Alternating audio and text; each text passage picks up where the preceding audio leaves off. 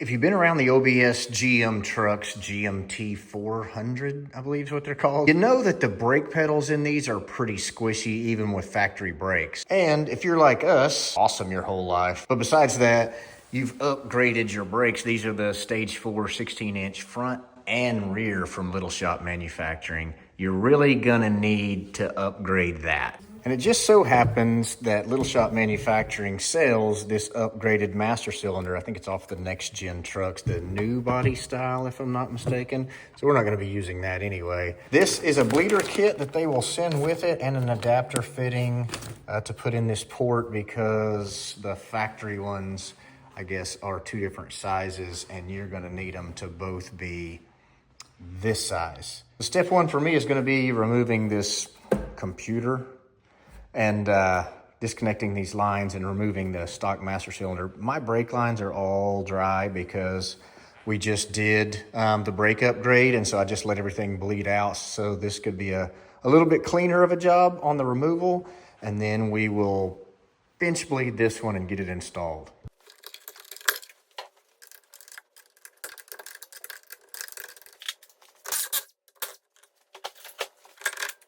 When you remove your old master cylinder, go ahead and bolt the new one on dry and then do your line bending and fit up.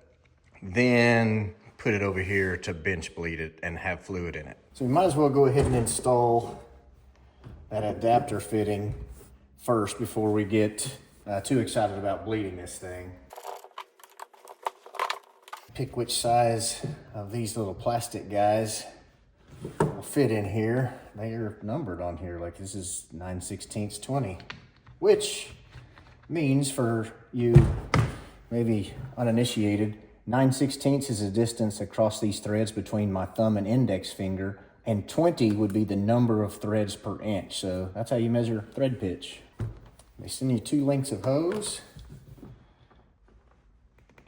Those going.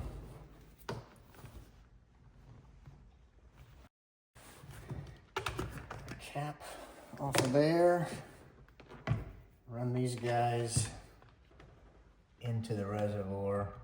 I think the idea is you want the hoses to be submerged in brake fluid, so when you release the piston, it doesn't pull air back, it pulls fluid back. At least that's what I'm gonna say. I recommend buying these in bigger than pints, unless you're not bleeding your entire system. Actually, buy it bigger than a pint anyway. This is my bench bleeder 9000. Just got it built this morning.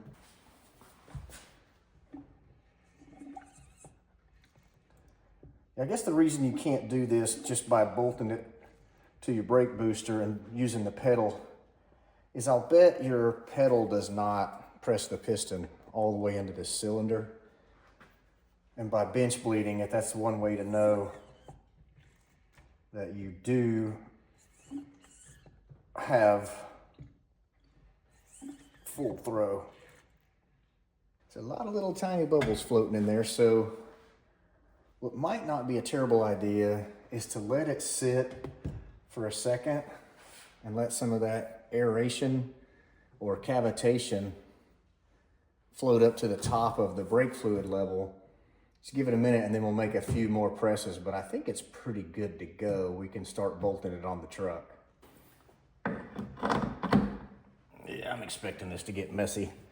So I loosened up these 2 lines so we can get this bracket in place without them causing us too much of a headache. Probably should just take them all the way out. It certainly isn't anywhere close.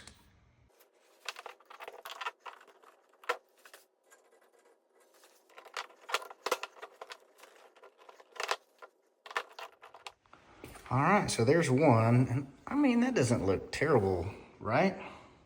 No? That's okay. Here's this next one bent and ready to go. Just want to get it prepped because it does make a mess when you unplug that. I don't know. I don't love it, but I don't hate it. So there you go. Take a little time Install your master cylinder first to get your lines built, then unhook them, take this back off, bench bleed it. And that bench bleeding did turn out being kind of necessary because you want to be able to watch in there and sort of press on it until you get all the air bubbles loose. There's a little sheet of instructions that come with it to sort of help you go through the steps of bench bleeding this first. Then you're going to bleed your brakes as per normal. I always recommend gravity bleeding those with just crack each bleeder loose and hook a hose to it into a bucket. And then top off your reservoir, take the cap off, and then it'll take a few minutes, but it'll eventually fill that thing slowly on its own, which when it slowly fills the caliper by gravity bleeding it, the air tends to come out with it a lot better than if you're pressing the pedal and forcing that fluid to fill these calipers up rapidly. The little air pockets tend to stick around a little bit longer, and it just causes you to have to pressure bleed them more.